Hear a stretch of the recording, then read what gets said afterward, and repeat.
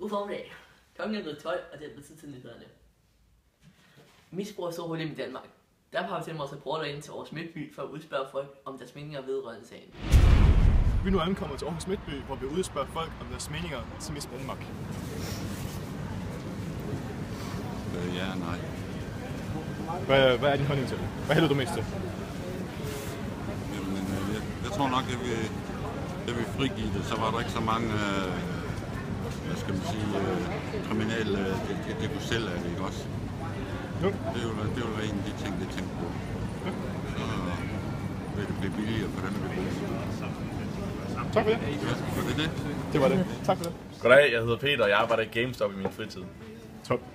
Synes du, at hash skal legaliseres i Danmark? Nej. Hvorfor? Hvorfor? Fordi jeg synes, det er et stof, som tiltaler unge på en forkert måde. Og det er et stof, som man kan se, der går ind og har sløvende effekt og er udviklingshæmmende i forhold til hjernen. Jeg kan ikke se nogen grund til, hvorfor man skulle tillade flere rusmidler. Og jeg synes, når der i forvejen er så meget illegal kriminalitet, der omhandler hash og storsalg på det inde på Christiania, så synes jeg ikke, det er man bare siger, fordi der er mange, der bryder loven på grund af det her stof, så legaliserer vi det. Og synes du, at alkohollavalderen skal sættes op? Hvad er den? Den er 16 nu? 16 og 18. Jeg får at drikke øl, når jeg er 16 minutter, det gjorde jeg sgu også. Jeg er da blevet nogenlunde normal. Så jeg synes, at alkoholreglerne er i orden, bare at man sørger for at overholde dem. Top. Har du selv prøvet at tage stoffer før? Hvad roligt? Ja, det har jeg. Men det var da jeg var meget ung, og jeg kan ikke anbefale det. Nej. Det vil jeg ikke.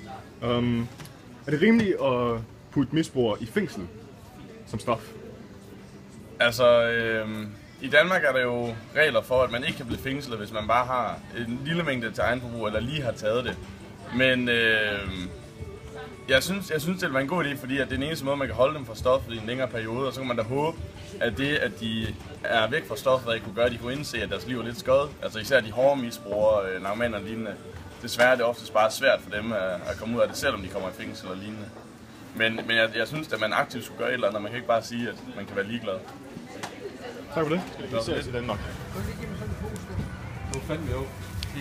Det er han en grund til, hvorfor hash det ikke skal legaliseres. Hvad da? Fordi han er jo helt håbløs. Nej, det er fint nok. Der er nogle mennesker, som har brug for det. Jeg har set flere programmer og dokumentarer om det over i USA, hvor det er allerede legalt til medicinsk brug. Så der er nogen, hvor det hjælper rigtig meget. Så hvis man på en eller anden måde kan finde ud af at styre det ordentligt, og så der ikke bliver noget misbrug af det, så synes jeg, det er fint nok. Yes. Synes du, at alkohollavalderen skal sættes op?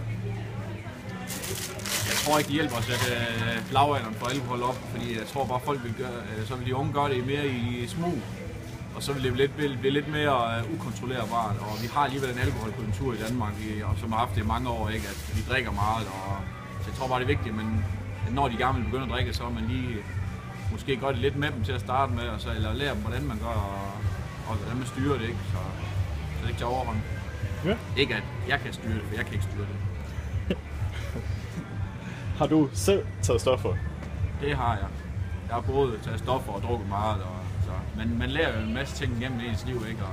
Så det er ikke noget, jeg gør mere, men jeg har det prøvet det. Ja.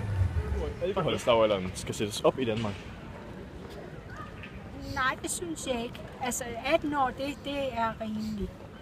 Du ved godt, at man kan faktisk købe alkohol, når man er 16. Kan man det? Ja.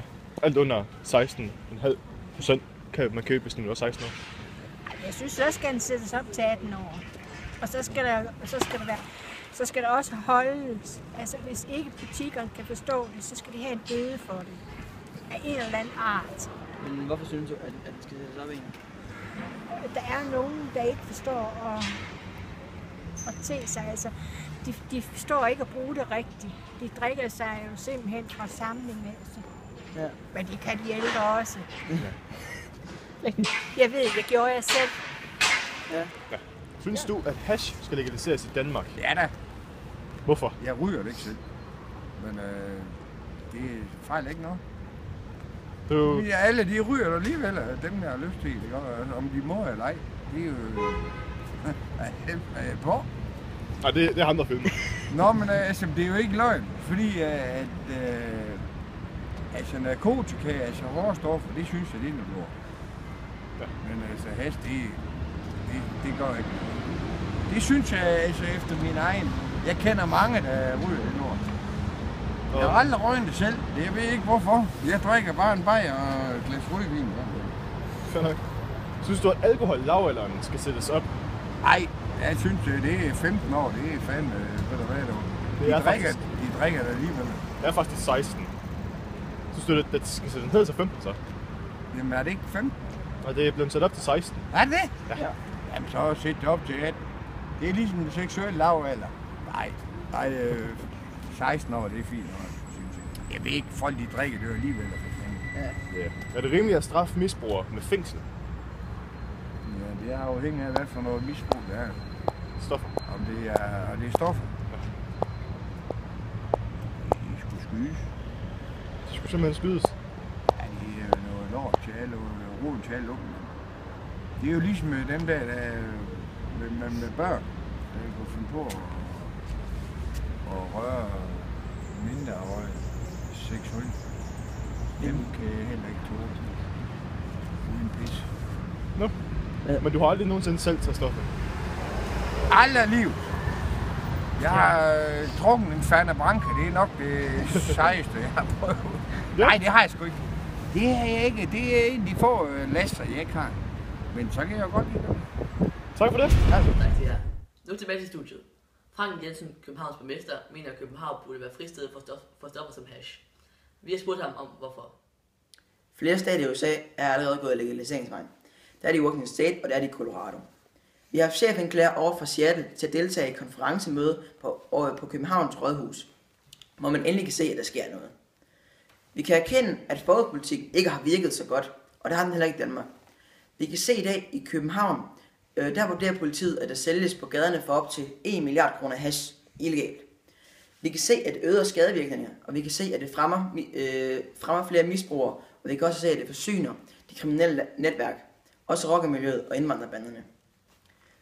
Der er rigtig mange ressourcer, de bruger til at holde i gang i deres øvrige kriminelle netværk, hvor man rekrutterer børn helt ned til 13-årsalderen til at være vagter for pusherne. Det er måderne børnene starter deres bandekriminalitet, så det har flere formål. Det er både at reducere antallet af misbrugere, at reducere skadevirkningerne af det illegale hash, der sælges i dag, og også at det selvfølgelig at trække meget af den økonomi, der går ind i bandemiljøet via hash.